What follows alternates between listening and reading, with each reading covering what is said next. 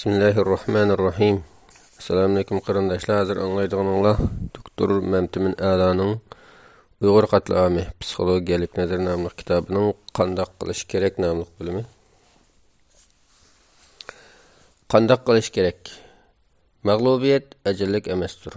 Muhimi davomlashtirish jur'atidir. Winston Churchill. Ümidsizlanishga vaqt, o'z-o'ziga ich og'ritishga bahona, sukut qilishga hojat, qo'rqishga o'rin yo'qdir. Biz so'zlaymiz, yozamiz, til ishlatamiz.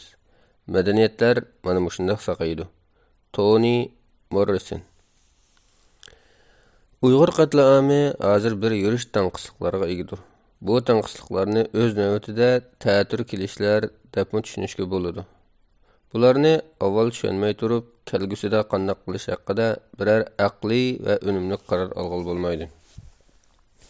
Birinchisi, qirilishda hayotiy kuchini namoyon qilishga qilishdek tanqisliq. Uyg'urlar eng qirilayotgan va kollektiv asarat sababli ro'yi eng tushayotgan vaqtda o'zidagi hayotiy kuchini eng namoyon qilishga, ruhiy jihatda eng kuchli bo'lishga va o'zini eng umidvorlik bilan qutqizishga majburlanyotdi. Qirilgan sari hayot qilishga shuncha tirkishyotdi. Tashqi jihatda asosan hech qanday bir yordam kelmayotgan ahvol ostida o'zidagi bar imkonni eng yuqori unumda sarf qilishga, sarf etishga tirkishyotdi. Albatta, Uyg'urlar tarixda nurg'un qatim qirilgan bir millatdir. Eng yaqinqisini olsaqmi, masalan 20-asrdagisi Uyg'urlar 3 milliy tarix Yang Zhengxin, Jin Shurin, Shengxi qatorliqlarning qo'lida Tungan yig'lig'ida Xitoy kommunistlari, jumladan Wang Jinning qo'lida, ondan shuningdan tartib mayli kichik, cho'ng doiradan bo'lsin, boshdan oxir qirilib keldi. Har qatimqi qirilishdan keyin Uyg'urlarning yuragi qattiq bir mo'jildi. Bir shuklashtirildi. Shundami Uyg'ur ma'naviyati har qatimliq qirg'inchilikdan keyin yana bir qatim o'zini qaytadan qurib chiqdi. Texmi rayish bo'lish shart asida. Ammo Uyg'urlarning hozirgi qirg'inchiligining talabati tarixdagi har qanday qirg'inchiliknikidan battardir. Chunki bu Uyg'urlarni jismoniy va ruhiy jihatdan uzil-kesil qirdiganlar emas, balki ularni qayta asliga kelishga yo'l qo'ymaydigan bir qirg'inchilikdir. Bu Uyg'urlarga xuddi Xi Jinping o'zining Qashqar safarida aniq o'ttirib qo'yganidek vayron qilish xarakterlik zarba berishni ko'zlaydigan qabih qatlamidir. Uyg'urlarning kollektiv aman qilish psixikasi ularni har bir qatimliq baloyi ofatdan keyin kunning yaxshi bo'lishiga ishontirib keldi. Ya'ni ular Sharqiy Turkistondan iborat bu bo'shliqda xuddi usti ochiq turmadagi mahbuslardek buguni qattiq tayoq yesa, atisi kunining yaxshi bo'lishiga ishondi va Xitoy tarafidanmi ishontirildi. Hattoki zaki deb qaralgan ba'zi Uyg'ur ziyolilarimi Xitoylarning Sanshinian Xedong, Sanshinian Xeshi degan maqolani tilga olib, yani bu maqola Qing sulolasi vaqtidagi yozuvchi Wu Jingzining Ko'ngilsi olimlar degan asarida tunji qatim ishlatilgan va keyin Xitoylarga maqol tamsil sifatida o'zlashgan bo'lib, hayotdagi izbasliklar va uning o'zgarishchanligini ifodalash ma'nosida qo'llanildi. Shuning bilan bir vaqtda, yana bir kontekstda u yana qalayimqonchilik ichidagi bir davriylikni va davriylikning qalayimqonchilikqa yuzlanganligidan iborat cho'ng aylanishni bildirdi. Buni Uyg'urchadagi oyning 15-i qorong'u, 15-i yo'ruq degan maqol tamsil bilan ifodalash mumkin.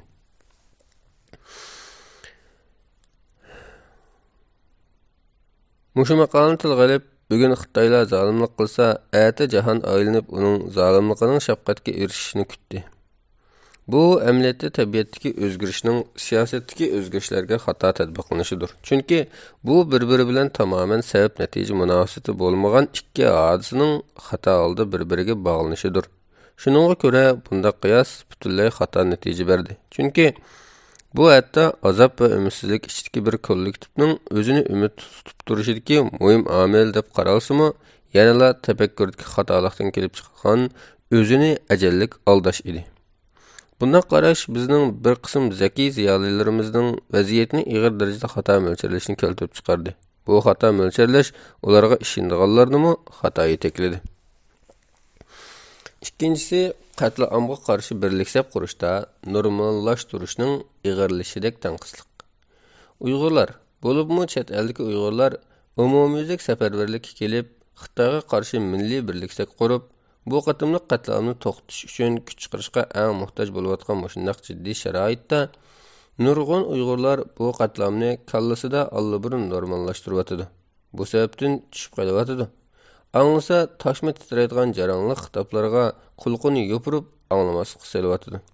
Shunisi jiddiyki, normallashtirish odamni har vaqt o'zining ishining ko'yida bo'lishga undaydi. Shunga ularning o'zini hamda millatni qutqizishga mushaqqatlik uzoqqa so'ziladigan va badal talab qiladigan xizmatga atishi asosan mumkin bo'lmaydi. Yana bir nuqta shuki, garchi ba'zilar uchun bu qatlam texicha normallashmagan, ham normallashmaydigan qatlam bo'lsa-mu, ular faqat o'zining qadrdonlariningla qo'yib bilish uchun kuchayotidi. Ular bu qarshilik harakatida g'alaba qozonsa yoki buningda biror natija chiqsa, mayli u salbiy yoki ijobiy bo'lsin, ular Xitoyga qarshi umumiy birliksepdan o'rin olmasligi mumkin. Shuning bilan Xitoylar Uyg'urlarni bir butun millat sifatida qarashini almashtiraverdi. Uyg'urlarning, bo'libmi chet eldagi Uyg'urlarning bir millat sifatida uyushib, o'zini qutqizish ishi borgan sari ta'xirsizlashidi. Buning bir yoki ikki Uyg'urning o'zini qutqizishi emas, balki butun millatning o'zini qutqizishidan iborat kollektiv burch ekanligi borgan sari bilinadi. Mana mushundaq jiddiy paytda chet eldagi bir qism Uyg'urlar kollektiv qutqizishdan iborat bundaq bir umumiy burchni ado qilishda orqa dojib, kechirgisiz va sharmanda shaxsiyatchiligini oshkorlaydi. Shuning bilan keskin aytganda, bu ham qiyin ham muqaddas kurash, bu qatlamni normallashtirmaydigan va uning uchun adoqqicha elishadigan shu bir turkum Uyg'urlarga qoladi. Ularning bir qismi normallashtirolmaslik elib keladigan ig'ir psixik besimdan qattiq qiynaldi. Shuningdek, atrofdagi bu qatlamni allabirun normallashtirib olgan Uyg'urlarning orasida texam bo'g'ilib yashaydi. Shuning bilan ularga tushadigan psixik besim ikki bo'ladi. To'xtamasdan elib kelayotgan qatlamning besimi va shaxsiyatchi Uyg'urlarning sharmandachiligining besimi. Agar normallashtirish texam nurg'un Uyg'urlar tarafidan tanlansa, vaqt uzargan sari agar qatlam shundaq davomlashaversa, uzoqqa qolmay Uyg'urlarning o'zini kollektiv qutqizish ishi u qadar jiddiy va ta'xirsiz qaralmaydi. Bo'libmi, bu qatlamni normallashtirib olganlarning soni uni normallashtirmaganlarning sonidan ortib ketsa, bu ig'ir siyosiy buhronlar emas, balki psixik buhron sifatida o'ttirg'a chiqadi. Xitoyning azaldan o'ziga qarshi turganlarni bir uchumlar deb cho'kirib, sundirib, boshqalarga ibrat olg'izib boshqarishi chet elda bu qadar ig'ir qirg'inchilikni yana yang'oshdan g'alaba qilgan bo'ladi. Uchinchisi, amaliy harakat elib berish bargan sari muhim bo'layotgan vaqtda mo'jiza kutish xohishining ig'irlashishidek tanqisliq. Uyg'urlar amaliy harakatga kelgusi haqida planga va qurbon berishga muhtoj bo'lganda mo'jiza kutishi eng ig'irlashadi. Shunisi hayron qolarliq emaski, odam eng ojizlashganda, nishonini aniqlolmay qorong'ulikqa patganda qutqizilishni eng istaydi va buning uchun bor kuchi bilan tipirlaydi. Buning biri mo'jiza kutishdir. Xudodan, boshqa bir davlat yoki organdan, shaxsdan yoki narsadan umid kutish odamning o'zini qutqizishdagi tarkishlarining bir tarkibiy qismidir. Ammo mo'jizani kutish shu odamning yoki guruhining amaliy harakat qilmasligi, badal to'lashni xohlamasligidek mag'lubiyatchilik qarshini oqlashining bahonasi bo'lsa bo'lmaydi. Ma'lum ma'nodan har vaqt mo'jizani kutish eng ig'ir ahvolda hech ish qilmay boshqa birining hamma chora amallarini qo'llanib o'zini qutqizib qo'yishini kutish holatini ko'rsatadi. Kutish umiddir yoki umidning bir shaklidir. Ammo u harakatsizlik kutsa, bu umid o'zini aldashning bir yo'liga, o'ziga o'zi mas'ul bo'lmaslikning bir yo'liga aylanadi. Bu mohiyatda o'ziga osiylik qilishdir.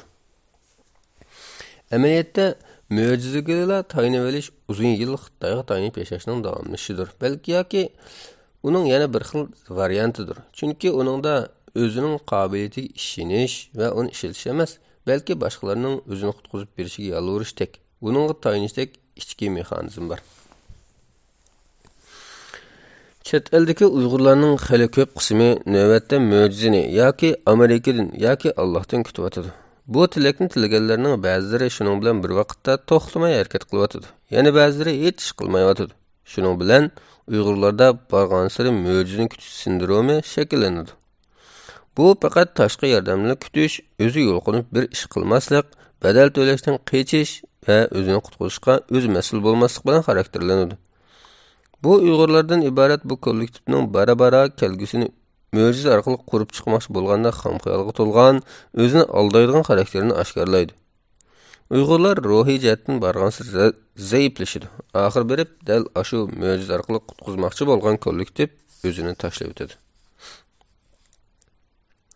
Uning ustiga butun istak biror mo'jizaga bog'langanda buning xatarimi shuncha cho'ng bo'ladi. Chunki mo'jiza keladi deb umidlanilgan, ammo kelish kelmasga noma'lum bo'lgan bir yordamni qutuldirishni kutish shaklidir. Xuddi bir inglizcha maqolada aytilgandek, bu butun tuxumni birla savatga silishga o'xshaydi. Yoki bu Uyg'ur ana so'zlariga ishongan taqda kiyikatmabdi deganlikdir. Agar bu savat yerga tushib ketsa, butun tuxum biroqla chaqilib ketishi mumkin. Shuningdek, bir davlatga yoki shaxsga markazlashgan umid muayyan aniqsizlik ega. Shunga uningda ma'lum darajada xatar bor bo'lgan bo'ladi. Agar biz ishongan taqda kiyikatmay qolsa, biz yana xuddi tarixdagidek dag'da qolgan ish chiqadi. Shuning bilan bir vaqtda bundoq mo'jizani kutayverish kutkichlarning kichikkina o'zgarishlarga haddidan ziyoda sizimchan qilib o'tadi. Aniqsizliklar, paratsizliklar va qalayonqonchiliklar ularni aslab stress qiladi. Bundoq holat uzoqqa davomlashsa, kollektiv psixik arg'inlik kelib chiqadi. Buni mo'jiza arg'inligi deb atashga bo'ladi. Bu ularni psixik jihatdan osonlik ko'rdan chiqaradi. To'rtinchisi, birlashishning zaruriyati tarixning har qanday vaqtidagidimi jiddiy bo'layotgan vaqtda xatarlik ichki nizoning uzilmasligidek tanqislik. Uyg'urlar birlashishga eng muhtoj bo'layotgan vaqtda Uyg'urlar eng chechilib ketishni boshdan kechiryotadi. Navbatda birlashish nuqul holda yaxshi nuqtadan bir siyosiy ehtiyoj, nachar nuqtadan bir siyosiy shuarlar emas, balki yaxshi nuqtadan bir psixologiyalik ehtiyoj, nachar nuqtadan bir psixologiyalik tasallidir. Chunki navbatda Uyg'urlarning tish tirnog'igacha qurollangan dushmani bo'lgan Xitoyga qarshi turishda ittifoqlashishdan kuchliroq bir siyosiy quroli va psixologiyalik istehkom yo'qdir. Agar hozir birlashmasa, Uyg'urlar sap-sap yemiriladi. Bu faqat bir vaqt masalasiga aylandi. Hozir birlashmaslik kelgusida o'rtaq qabristonlikda bir yerda birlashib ketishni kutishdan boshqa narsa emasdir. Shuningdek, ittifoqsizlik Uyg'ur kollektivini eng umidsizlantiradigan bir omildir. Agar bu millat umidsizlansa, uning ba'zi a'zolari o'zini Uyg'ur kollektividan texim elib qochadi. Bu jarayonda Uyg'urlar o'zlarini tadrijiy holda o'zlariga stress, andisha va tushkunlik elib keladigan kollektivni elib qochib, yakkalashishga yuzlanadi. Hamma odam qulqini yopirib oladigan bo'ladi. Diqqatni tortarliq yeri shuki, psixologiyalik nuqtadan agar bir jamiyat psixik jihatdan sog'lom bo'lmasa, u holda bundaq jamiyatda yashayotgan shaxslar o'zining holidan o'zi xabar olmasa bo'lmaydi. U holda siyosiy manfaatimizga qarshi shundaq psixologiyalik tavsiyada bo'lishga majburimizki, yakki shaxslarning bundaq kasalman jamiyatdan o'zini amalbar nera tutqani afzaldir. Bu ularning psixik farovonligi uchun foydalidir. Texmi muhimi Uyg'ur tashkilotlari o'ttirisidagi hali ham tugamagan talash-tortishlar Uyg'urlarni bezdirdi. Uyg'ur tashkilotlari bilan xalq o'ttirisidagi oraliqning kengayishi va ularning Uyg'urlarning birlashib bir saf qurishida birlikka kelolmasligi ularning tarixga yezilgudek xatoliklari va hatto jinoyatlaridir. Bu siyosiy jihatdagi kechirgisiz xatoliklar emas, balki psixik jihatdagi vayron qilg'uchi holatdir. Bu masala Uyg'ur tashkilotlaridagi siyosiy jihatdagi ditsizlikni emas, balki xarakter jihatdagi kasalmanliklarni yechib beradi. Sharaf ochko'zligi, menmanchilik va o'zmaftunlik. Shunisi masxirlikki Uyg'urlar ig'ir darajada xo'rlanayotgan va sharafsizlantirilayotgan shunday sharoitda bu shaxslardagi sharaf mastonaligi axloq jihatdagi yerginishlik qilmishlar emas, balki psixik jihatdagi bir kasalmanlikdir. Bu kasalmanlikning asosiy aloyiligi shuki, uningda menning o'ziga bo'lgan maftunligi xalqdan iborat bu aynakda har vaqt ajoyib bahayvat aks ettirib turish kerak. Chavaklar, maqtashlar, rasmga tushishlar va o'z haqidagi madihiyalarga mas bo'lish dal xalqdan kutilgan aynaklik rolidir. Xalq ular uchun ularning zaif manligini ko'pinki aynakdek ko'ptirib beradigan bir vositadan boshqa narsa emasdir. Bu xalq har vaqt ularning oldida turib berish kerak, o'lvasimi, qon qusvasimi va haqoratlanmasimi. Bundaq o'z mabtun liderlarning Uyg'urlarning beshiga chiqib olishi bu millatning kunimizki ichinishlik baxtsizligidir. Bu liderlarning o'z mabtunligi cheksiz zanga o'xshaydi. Uni qandirish va uni to'liq aks ettirish mumkin emasdir. Oxirida bundaq liderlar hammani mana mushu anga boshlaydi. Shuningdan hayron qolmaymizki, bu o'z mabtun liderlarda bundaq ikki o'rtoqlikni bayqamoq ta'sir emas. Biri o'rinni bo'shatmaslik, yana biri cho'ng birlashishga yaqin kelmaslik. Chunki har ikkisi ularni xalqni ularning aynik sifatida foydalanib, o'zligining sharafga to'lgan bo'lgan to'ymasligini qandirishni to'xtatib qo'ydi. 5-si mehr-muhabbat bo'lgan muhtojlik davrida hali ham bir-biriga qartilgan ichkilashtirilgan zulmning to'xtamasligidek tanqislik. Bu Uyg'urlar mehr-muhabbatga eng tashna bo'layotgan vaqtda ichkilashtirilgan zulmning ta'sirida o'zaro bir-biriga bag'ir qattiqlik qilishning kuchayib ketishini ko'rsatdi. Ichkilashtirilgan zulm biz Xitoylarning Uyg'urlarning kamsitishi va xo'rlashiga uzoq muddat uchrash davomida yetildirilgan bir psixik holatdir. Bu haqda texnik ko'p ma'lumotlarga ega bo'lishni xohlasangiz, doktor Mamtumin A'loning ichkilashtirilgan zulm haqidagi leksiyasini YouTube'dan ko'rib olasizlar. Buningda ba'zilarimiz o'zimizga ba'zida bizni azgichilarning ko'zida qaraydigan bo'lib qolamiz. Buning natijasida biz Xitoy bizni qanday kamsitsa, bizmi o'zimizni shulardek kamsitadigan, ular bizni qanday xo'rlasa, bizmi bir-birimizni shunday xo'rlaydigan, ular bizga qanday zulm qilsa, bizmi bir-birimizga shunday zulm qiladigan bo'lamiz. Masalan, men ilgari vatanda 1994-yillari Urumchiga yangi xizmatga chiqqanda bir kuni bir do'stim bilan bir Xitoy ochgan satarishxonaga chachasish kirdik. Do'stim yasalgan chichidan rozi bo'lmay, u Xitoy satarash ayol bilan urushib ketdi. U meni sen avu janubdan chiqqan savassiz va ma'tu Uyg'urlarda ko'rib qolma. Men degan student atalmish Shinjongda shu o'qiyman deb qaynab ketdi. O'zaro tilishish jimiqqandan keyin ko'nglim bak tag'ash bo'lib, undan sening bu Xitoyga janubdan chiqqan Uyg'urlarni xuddi ular pas ko'rgandek pas ko'rib berishing qiziq-ku. O'zing shu janublik-ku deb so'radim. U qatida yo'qla. Undaq demasang, bu Xitoylar seni bozaq qiladi dedi. Onun javoban o'zingning millatini uningga bo'lishib va hatto uningdan o'ta pasashtirib bersang, uning sana bo'lgan hurmat eshib qolamdi. Seni bozaq qilmay qolamdi. Ko'nglida men demedimmi, bizlar emas hatto o'zingni o'zingga bir abga haqsan deb texim ko'z ilmas bo'lmamdi dedim. U yana azvaylab o'zini aqlashga boshladi. Shuning bilan uningda ra'yim elib, o'zining dushmaniga o'zini tillab beradigan, uningga do'stlarchish, o'z bo'lishib beradigan sendek odam ko'rar ko'zim yo'q deb uning bilan ikkinchi aralashmadim. Demek bu yerde bu janublik balada ko'rilayotgani o'ziga o'zining dushmanining nuqtasi bo'yicha baho berishdir. Chunki u allburun dushmanining o'ziga beradigan bahosini ichkilashtirib, qabul qilib va o'zlashtirib bo'lgan. Uning ahvolining echinish tarafi uning zidlikka to'lgan harakatidir.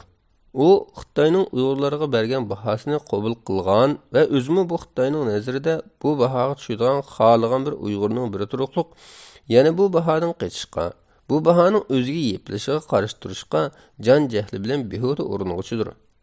Bu Xitoyning nazarida u Uyg'urligidan tangan siri shuncha Uyg'urlashidir.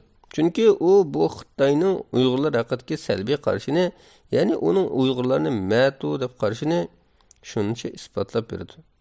Bu bechora maxluq o'zining Xitoyning nazarida qanchalik yerginishib o'ringa tushib qolayotganini va uning qarashini o'z amaliyoti orqali isbotlab berayotganligini bilmay shuncha rasvolashidi. Demakki, mushu ichkilashgan zulm tufayli chet eldagi Uyg'urlar bir-birimizga xuddi Xitoylar bizga o'ch bo'lgandek o'ch bo'lamiz. Bir-birimizni ko'zga ilmaymiz va bir-birimizga zulm qilamiz. Texmi muhimi bu o'chmanliklar, ko'zga ilmasliklar va zulmlardan qilcha g'alatilik his qilmaymiz. Chunki bular Xitoylar tarafidan bizga xuddi biz uchrashga tegishlik muomala sifatida qabul qilindirilgachqa, biz bularni boshqalarga ishlatgandimi, ularni buni shu xil shaklda qabul qildirishga kuchaymiz.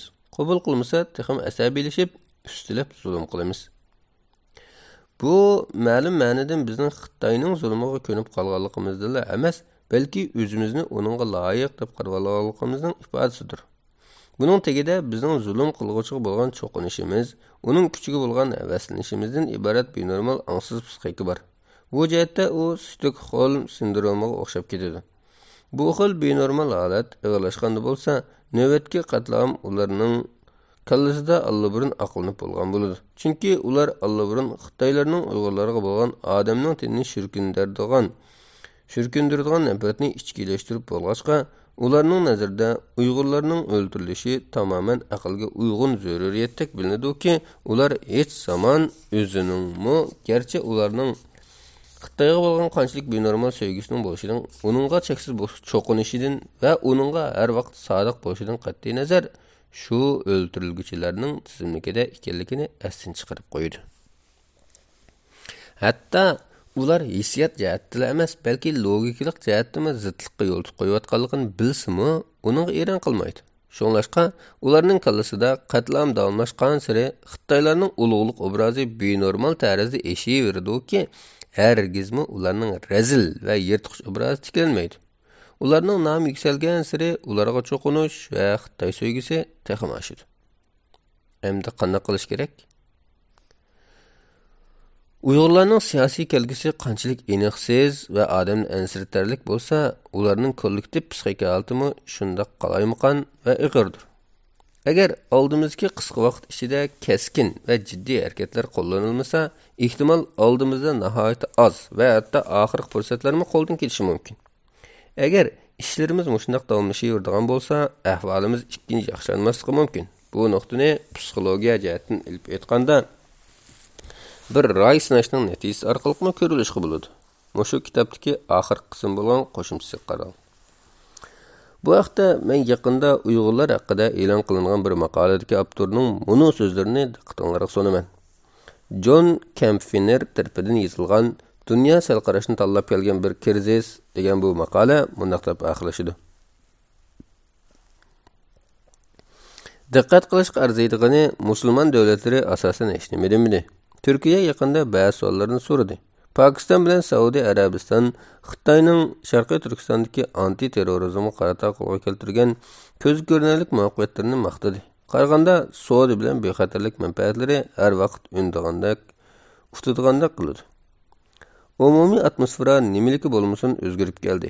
Endi Tinch okean rayonidagi kenglik siyosat o'zgarishining bir qismi sifatida Yevropa bilan Amerika Xitoyga qarata texim chingroq va texim moslashgan usullarni qo'llanmoqda. O'zini yaxshi ko'rdirishning kunlari endi o'tib ketgan bo'lishi mumkin. Ammo Uyg'urlar uchun avtonomiya yoki g'ururning oxirgi qoldiqlarini saqlab qolish endi kechikkan bo'lishi mumkin.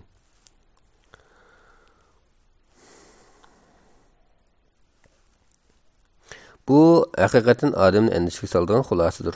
Ammo Uyg'urlarga shunisi har vaqt aniq bo'lishi kerakki, bu g'ururning oxirgi qoldiqlarini saqlab qolishga tirishish vayron bo'lganligini g'urursizlarcha e'tirof qilishdan ming martaba a'lodir. Bu g'ururlar bo'ladi ekan, Uyg'urlar mavjud bo'ladi. Ularning ruhiyati mavjud bo'ladi. Bu g'ururni yerga qaratmaslik uchun yanada tövendagi bir qancha ishlarni cho'qim qilishimiz kerak. Birinchi, Uyg'urlarning Xitoy tajovuzchilarining besilishidagi o'tganki 70 yildan ortiq hayoti mustamlika hayotidir. Mustamlika oxiri Uyg'urlarning bir millat sifatida vayron bo'lish kirdobiga ilib keldi. Bu mustamlikaga sal qarash, uningga tayinish va hatto mustamlikchilarning zulmlarini ichkilashtirish Uyg'urlarning ruhining mislsiz ma'naviy buzilishini keltirib chiqardi. Bu mustamlika ularni mustamlikani qabul qiladigan, erkinsizlikdan arsinmaydigan va o'zini qadrlash tuyg'usidan ayrilib qolsa-mu, vujudi shirkanmaydigan va bir to'p ruhiy qullardan qilib yetishtirib chiqdi. Oxiri bu psixik kasalliklar Xitoylarning qatlami bilan tugallandi. Shunga mustamliksizlashtirish Uyg'urlarning mustamlikchiligining asoratlarini tugatishdagi siyosiy nishonlar emas, balki ularning ruhini qayta urg'otishdagi, g'ururlantirishdagi, jumladan ularning ruhini qaytadan paklab, ularga odamiylikning jasoratini ato qilishdagi muhim bir bosqichdir. Shunaqla muhim nishondir. Aljeriya urushi vaqtida Frantiz Ömer Qanun o'zining mustamlikchilikka qarshi urushining talabatiga ig'ir darajada uchragan yerlik aljeriyaliklarga ilib borgan psixik davolashining unumsiz bo'layotganligini bayqaydi. Ko'p izlanishlar orqali u bu asoratlarning ijtimoiy manbasini bayqaydi.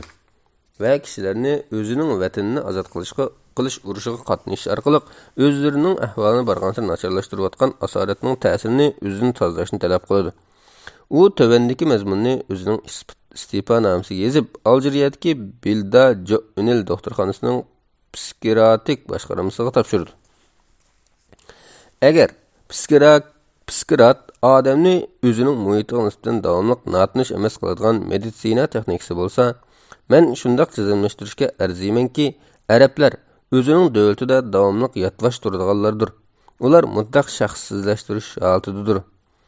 Keng ko'lamli qiyin qistoqqa elish orqali vahima va andishning kallaga qo'yilishi, keng ko'lamli o'ltirish, qatl-am va shuningga o'xshash ishlar insoniyat tarixida ko'p yuz berdi. Zalimlar o'zlarining psixologiyalik zambirak usulini ishlatish orqali qalayimqonchilik chiqardi. Kishilarning kallasini qaymoqtirdi va ularni qo'rqitish va masxaravozlik bilan gipnoz qildi. Buning natijasi avloddan avlodga o'tadigan kollektiv asorat bo'ldi. Salomatlikni asli keltirish uchun bu yerda biror mo'jizaviy formula yo'q. Kollektiv asorat faqat tonish, aslash, ittifoqlik, jamoat ishi davolash va keng ko'lamli hamkorlik qatorliq kollektiv va moslashgan tirishchiliklar orqali saqlayalaydi. Uyg'urlarning mustaqillikka erishishdagi eng buyuk imkoni uning kallasidir. Bu kallani saqlab qolgandimi sog'lom saqlab qolish intayin muhim. Bu kallaning erkin ishlashi uning o'z funksiyasini normal, odimiy shaklda elib berishining kafolatidir. Dal mushu sababdan kallaning erkinligi va uning erkinligini qo'lga keltirishni o'zining adoqqa nishoni qilishi uning sog'lomligining asosidir. Uning qayta insoniylashtirishidir. O'z-o'ziga ega bo'lishning ifodasidir. O'z-o'zini xuddi Maslow'ning ehtiyoj ta'limotida aytilganidek reallaştırışның açqısıdır. Mustaqillik Uyg'urlarga bir kelgusini ko'rsatdi. Bu orqali ular qatl-am keltirib chiqargan kelgusi yo'qdek his qilishdan qutuladi. Mustaqillik uchun tirishish ularning hayotini yangi ma'noga ega qiladi. Bu orqali ular qatl-am elib kelgan hayotning barg'ansir ma'nosizlashidek, insoniysizlashish keltirib chiqargan mavjudlik qimmatning yo'qolishidek krizisning halokatlik patqiqidan o'zini qutuldirib chiqa oladi. Mustaqillikka intilish ularning g'ururini qaytadan ko'tardi. Bu orqali ular qatlamda payxon qilingan g'ururi va izzat hurmatiga qayta erishdi. Mustaqillik uchun bir safda kurash qilish ularning haqiqiy ittifoqligini barliqqa keltirdi va kuchaytirdi. Bu orqali ular hozirgi parchalanish, guruhlashish va qutblashga xotim berib, o'zini qutqizishga qayta o'rtoqlikka ega bo'ladi. Hatta Uyg'urlar mustaqillikni hozircha va hatta menga ola olmasa-mu, mushu bir yo'l ularning g'ururlik, erkinlikka arziydigan va buning uchun bedel to'lay oladigan bir millatlikni do'stlarga va dushmanlarga emas, balki yana texim mohiyatdagi o'ziga bildirdi. Uni o'zlarining bosh tortib bo'lmas burch ustida avlodlarga qoldirdi. Bu ularning o'zini bir yo'qolmas umidda, bir yemirilmas g'ururda tutib turishining asosidir. Bu umidni, bu g'ururni tanlash adoqqa nuqtada bizga taalluqdir. Chunki biz qatlamni va uning oqibatlarini kontrol qila olmaymiz. Kontrol qila oladiganimiz bizning umidimizni tariximizdagi eng qorong'u paytlardan saqlab menish, g'ururimizni hargiz yo'qotmaslikdir. Bu qatlam hamma narsamizni yo'qotgan taqdirdami, bu ikki omilni tanlay olish iqtidorimizni hargiz yo'qotolmaydi. Agar biz o'zimiz ularni yo'qotmasak va Xitoylarning yo'qotishiga yo'l qo'ymasaqlar, agar bundaq bir kollektiv umid va g'urur tuyg'usi bo'lmasa, Uyg'urlarning tirikligining hech bir ma'nosi qolmaydi. Ular jismida ehtimol tirik, ammo ruhida allburun o'lib bo'lgan bo'ladi. Yana bir nuqta, chet eldagi Uyg'urlar shuni oldin ola faraz qila olish kerakki, navbatda boshqalarning bizga qilayotgan cheklik va ozg'in estashligi uzoqqa bormaydi. Bizning qirg'inchilikqa uchragan millatning millatlik obrazimizga, yana qul qilinayotgan millatlik obrazimiz qaytilsa, bu tabiiy holda ba'zilar bizni kamsitish xohishini yetildiradi. Biz bugungi zamondagi yangi negerlar ustida idroq qilamiz. Bu bizning kollektiv obrazimizga g'oyat zo'r salbiy ta'sir berib qolmasdan, balki yana bizning bu qatlamni to'xtatish va u to'xtagandan keyin o'zimizni qayta qurish ishimizga tasavvur qilg'isiz salbiy ta'sir ko'rsatadi. Bir qulning qulluqdan qutulishi oldi bilan uning sharoitidan emas, balki kallasidan boshlanadi. U oldi bilan o'zini hur his qila olish kerak. Buninglik bilan qolmay boshqalarga o'zini hur deya olish kerak. Buning uchun harakat qilishi va u orqali o'zining hurlik g'oyasini namoyon qila olishi kerak. Bu uni sharoitni o'zgartirishga yetaklaydi. Shuningga ko'ra, Uyg'urlarga navbatda tanlanayotgan qulluq qalpoqini kiymaslikning bir yo'li oldi bilan o'zimizning ruhida hurligimizni boshqalarga emas, balki o'zimizga bildira olishimiz kerak. Hurlikka arziydigan, qulluqni mangu qabul qilmaydigan va buning uchun badal to'lay oladigan bir millatligimizni har vaqt o'rtaga chiqarishimiz kerak. Unda qilolmasak, qo'rqinchli Xitoyning bizni dunyoga qul qilib ko'rsatmoqchi bo'lgan obrazni o'zimizning ruhidagi qulluq orqali texim destaklab bergan bo'lamiz. Shunga bizning erkinlik uchun hech nimadan ayanmaydigan obrazimizning tiklanishi bizning qul millatlik obrazimizning keng doirada idroki muqimlashib qolishining oldini olishga muhim yo'ldir. Ikkinchisi, Uyg'urlar cho'qim bu qirg'inchilikning elib borg'ishlarini xalqaro sotlarning yo'li orqali jazolatishni qo'lga keltirish kerak. Uyg'urlarning qirilganlari, yo'qolganlari moddiy va ma'naviy jihatdan va buzilganlari uchun universal adolatni talab qilishi nuqul bir siyosiy burishlar emas, balki yana bir axloqiy, diniy va psixik burishdir. Bo'libmi psixik nuqtadan olganda qirg'inchilik uchun adolat talab qilish shu kollektivning yo'qotganlarining psixik zarbasini tuvaltishga foydalidir. Shuningdek, bu orqali shu kollektiv psixik tangpunlikqa erishadi.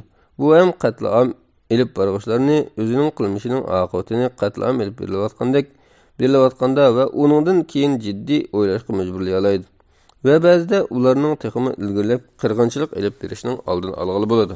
Albatta, ko'p hollarda bundaq adolat qatlam oxirlash bo'lgandan keyin so'riladi va mumkin bo'lsa bu qatlam qatnashganlar sotlanib tegishli jazoga uchraydi. Masalan, Holokostga, sobiq Yugoslaviyadagi qatlamga va Kambodjadagi qatlamga mas'ul bo'lganlar keyincha xalqaro, davlatlik va yerlik sudlar sotlanib jazoga hukm qilindi. Gerçi bu vaqalarda adolat kechikib o'rnatilgan, keng ko'lamli qirg'inchilikning jinoyatchilari kechikib jazolangan bo'lsa-mu, bu yanada ushbu qatlamdan saq qolganlar va ularning avlodlari uchun muhimdir. Bu ularga adolatning ko'zini hech qanday bir jinoyatdan qochib qutulmaydiganligini namoyon qiladi. Yaxshilikning aman rezillikdan ustun g'alaba qilganligini qayta bildiradi. Texim muhimi, bu orqali qatlamchilar insoniyatga qarshi jinoyat o'tkazuvchilar sifatida jazolanadi va qatlamga uchirg'uvchilar ilgirki zo'ravonlikqa pasib uchirg'uvchilik o'rnidan zo'ravonlikqa arzdor bo'lishdak aktiv o'ringa chiqadi. Bu orqali o'zining qatlamda yo'qotilmoqchi bo'lgan oddiy qadr qimmati kechikib bo'lsa erishadi. Bu oxirgi qatlamda o'lganlarning hayotining qadr qimmatini qayta simvollik shaklda bo'lsa namoyon qilishga foydalidir. Buningda har bir hayotlikning mayli u o'ltirilgan, yutib ketgan, qiynaqlangan, asoratlantirilgan yoki saq qolgan bo'lsin, muqaddaslikni qayta muayyanlashtiriladi. Agar adolat joriy qilinmasa, qatlamning axloqiy hisob kitobi qilinmasa, bu qatlam yanada uning bevosita ziyonkashlikka uchirg'uvchilarning hamda ularning avlodlarining kallasida davomlashadi. Ular o'zlarini davomli kollektiv zo'ravonlikqa uchrayotganda his qiladi. Ig'ir ziyonkashlikka uchirg'uvchilar to'xtamasdan ichidan eziladi. Kollektivning psixik asliga kelishi texim murakkablashadi va hatto necha avlodga so'zilib ketishi mumkin. Bu jarayonda nihoyat ig'ir avlodlar aro asorat ko'riladi. Üçüncüsü, dünyanın kuzatkichilikdan aralashquchilikqa aylanishini qo'lga keltirish muhimdir. Uyg'ur qatlami boshlangandan buyon dunyo bo'libmi musulmon dunyosi asosan kuzatkichilik va hatto uni qo'llag'uchilik rolini olib keldi. Stalinning odamning tinini shirkandiradigan mundaq so'zi bor. Bir odamning o'limi tragediya bo'lsa, million odamning o'limi faqat bir statistikadir. Bir adamning o'limi tragediya bo'lsa, million odamning o'limi faqat bir statistikadir. Qo'rqinchli shuki, odatda kuzatuvchilar odamlarning soniga uncha diqqat qilmaydi. Hatto son qancha ko'p bo'lsa, aksicha ko'ngil bo'lish ta'tir tanasib texim nacharlashga yuzlanadi.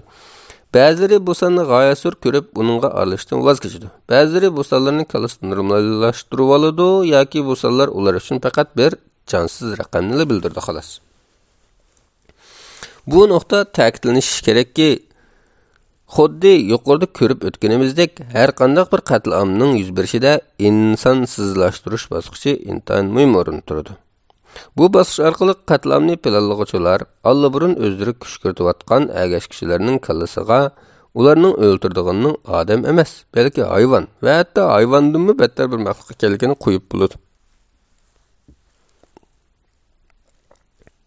Mana shu sababdan odamiylikdan ayrilgan qotillarning nazarida o'ldirilmoqchi bo'lganlar odamiysizlashadi.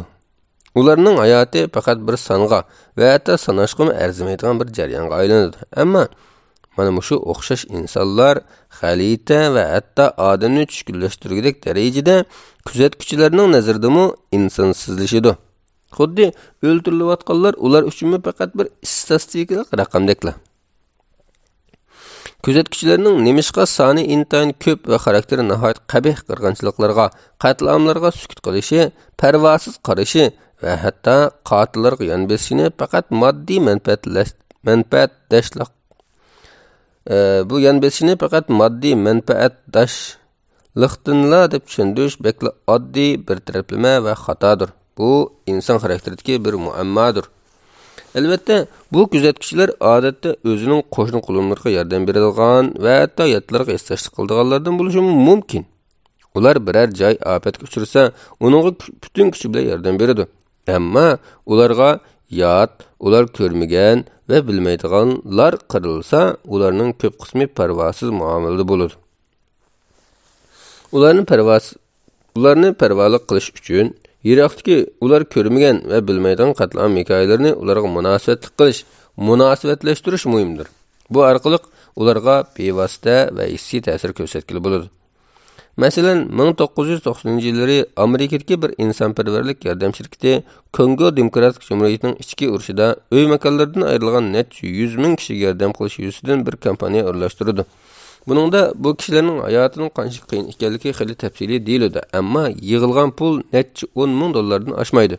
Shuning bilan ular e'lon taktikasini o'zgartib, Kongoda bu ofatga uchragan bir kichik qizni tutuq qilib, uning rasmini chiqarib, uning tafsiliy xabarini ishlaydi va uning yordamga jiddiy muhtojligini o'ttirib qo'yib, yon berishga chaqiriq qiladi. Bu e'lon tarqatilgandan keyin nihoyatsizlar nurg'un kishilarning diqqatini tortdi. Bir oyga yetmayla bu organ necha million dollarlik e'lon topshirilib, Kongoga insonparvarlik yordam qilish salmoqini zo'r darajada oshirdi. Bu demak, kishilar bir to'p odamning azobiga qaraganda bir shaxsning azobiga texim sizimchan keladi. Chunki shaxsning hikoyasi konkretligi bilan asalla istashliq yoki hissiy inkas qo'zg'ay oladi. Uningda bir ism, yuz, hayot va qalbning real bilinadigan hikoyasi bo'ladi. Anglag'uvchilar o'zini hissiyot jihatda uningga oson bog'lay oladi. Ko'pning hikoyasida bunday afzallik bo'lmaydi. Uning ismsizligi, uningdagi har bir shaxsning ismini namanliq as tutib bo'lmaslik, yuzidan uningda darhol farq etkili bo'ladigan bir yuz kamchil bo'ladi. Ularning diqqatini jiddiy tortmaslikni keltirib chiqardi. Buning bilan ba'zida radikal ma'noda ismsizlik va yuzsizlik shu kollektivni kuzatuvchilarning nazarida insoniysizlashtirdi. Ularning azobiga qarata parvosizlashtirdi, bag'ri qattiqlashtirdi va sezimsizlashtirdi. Bu vaqtda beşimde o'tgan mundaq bir hikoyani bu yerda qistirib o'tkim keladi.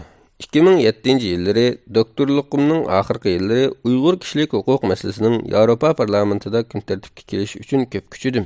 Bu jarayonda Rabia Qodir xonimning Yevropa parlamentida o'ylashtirilgan faoliyatlariga izchil yordam berib kelgan, o'zi Yevropa parlamentidagi bir parlament a'zosining kotib bo'lgan vengriyalik Yanush ismli bir yigit bilan birga ishlash jarayonida yaqin do'stlardan bo'lib qoldik. 2008-yili men Avstraliyaga ketishdan ilgari uning bilan xo'shlashish uchun Bryusselga bordim. Uning bilan ko'rishib qizg'in paranglashdik. Parang oraliqida u menga o'tgan kunlardan xulosa qilgandek, "Mamtiman, men Uyg'urlarning ishiga faqat sen bilan bo'lgan do'stlik munosabati sababli aralashdim va sizlarga yordam berib keldim. Bu faqat sen uchun edi" dedi. G'alatilik his qildim. Chunki mening ayni vaqtdagi oddiy tushunishimda Uyg'urlarga yordam beradiganlar Yanushmu shuning ichida. Butkul Uyg'urlarning azob-uqubatlaridan qalbi o'rtinib, hissashlik kelib, yordam beradiganlardan edi.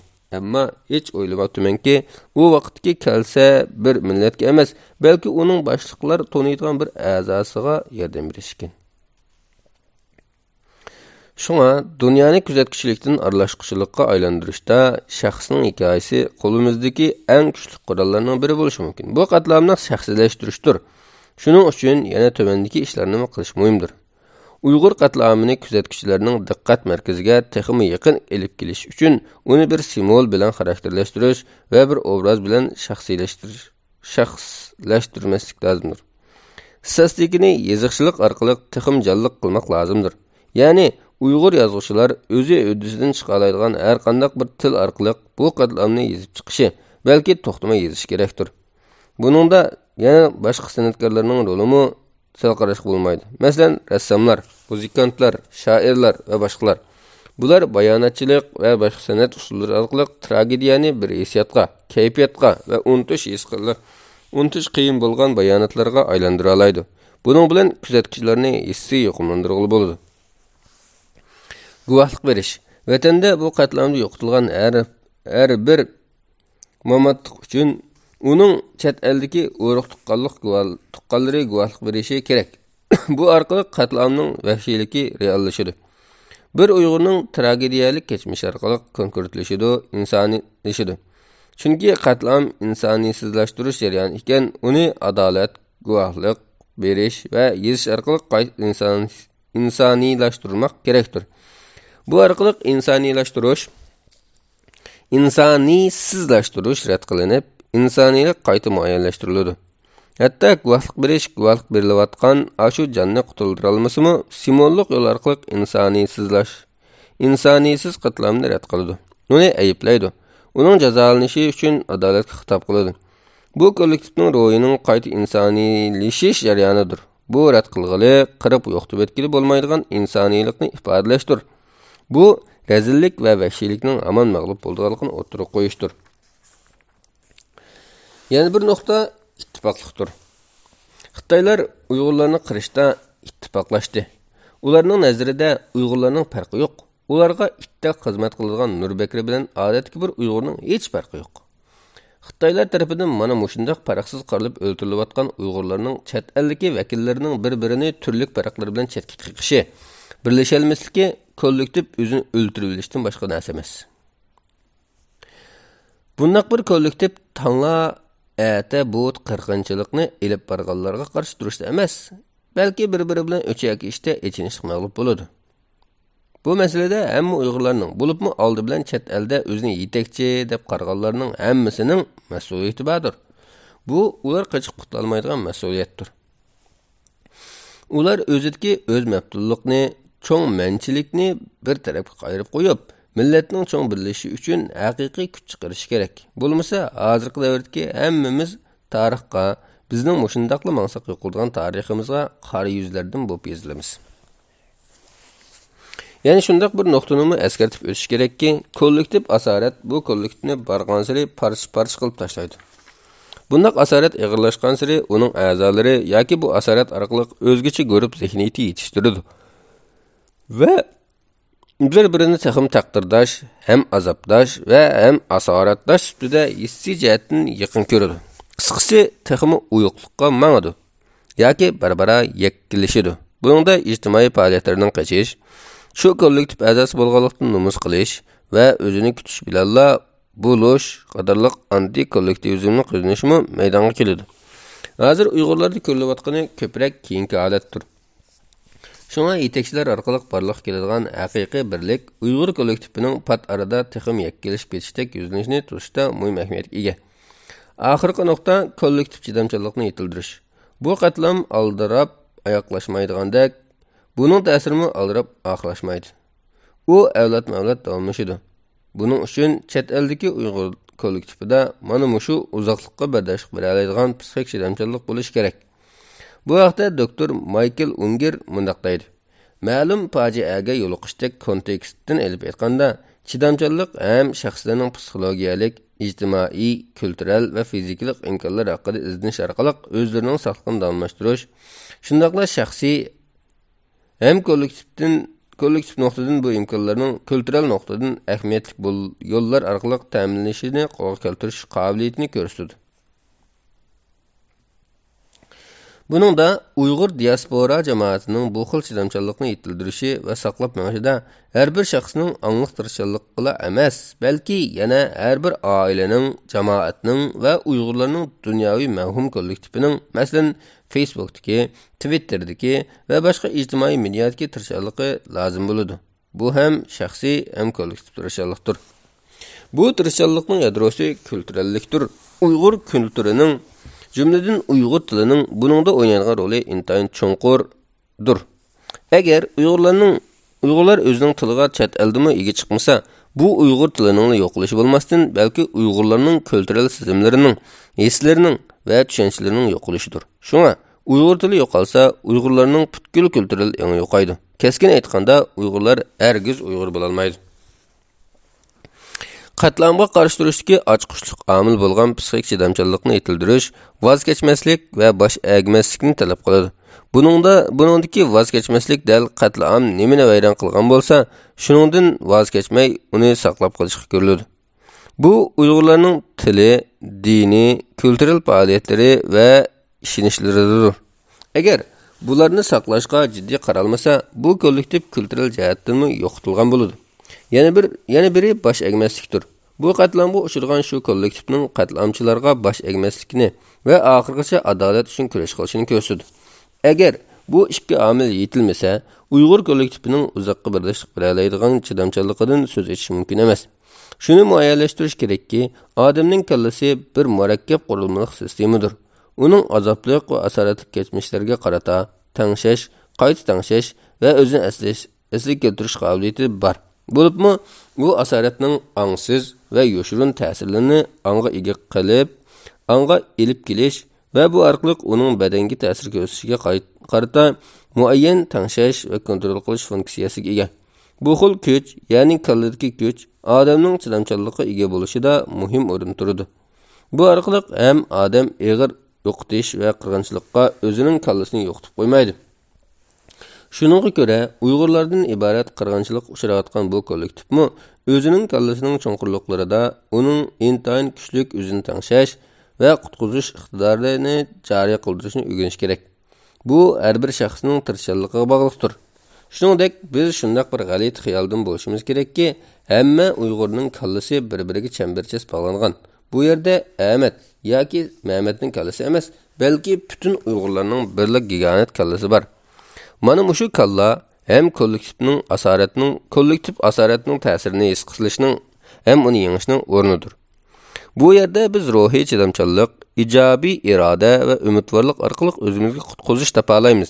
Agar biz bu o'rtaq kalla bo'shlig'ida chidamchanlik orqali qutulish topolmasak, hech qanday yerda qutqizish topolmaymiz. Agar shu bo'shliqda qutulish topolmasak, o'zimizning shaxsiy kallasida haqiqiy ma'nodan qutqiza olmaymiz. Buning yo'li dal mushu kollektiv kallada elib beriladigan ibodat, iroda, ma'arif va umiddir. Oxirida shuni aytib o'tish kerakki, psixik sog'lomlik Uyg'urlar orasida amdilla ta'kidlanayotgan bir uqumdir. Uyg'urlarning bir qismida bu xil uqumning kamchilligi yoki mujmalligi sababli psixik masalalar salbiy nuqtadan qaraladi. Bo'libmi, psixik masalalar nihoyat oddiy va o'lmashtirma shaklida saranglikqa tava qilib qo'yiladi. Boshqalardan xuddi bir uyatliq ishdak, hatto marazga giribtor bo'lib qolgandek yo'shiriladi. Uning xuddi jismoniy kasalliklardek bir kasallik ekanligini tonimaq bek muhimdir.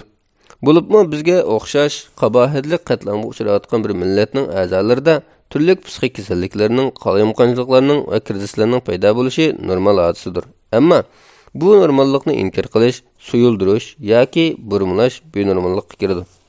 Kesilni yo'shirish orqali o'limni tizilish bo'ladi. Ajdodlarimiz aytgan sog'lom tanda sog'lom aql yerim haqiqatdir. To'liqi. Sog'lom tan va ruhda sog'lom aqldir. Ruh bilan tan sog'lom bo'lmasa, odamning butun surik sog'lomligidan gap etish mumkin bo'lmaydi.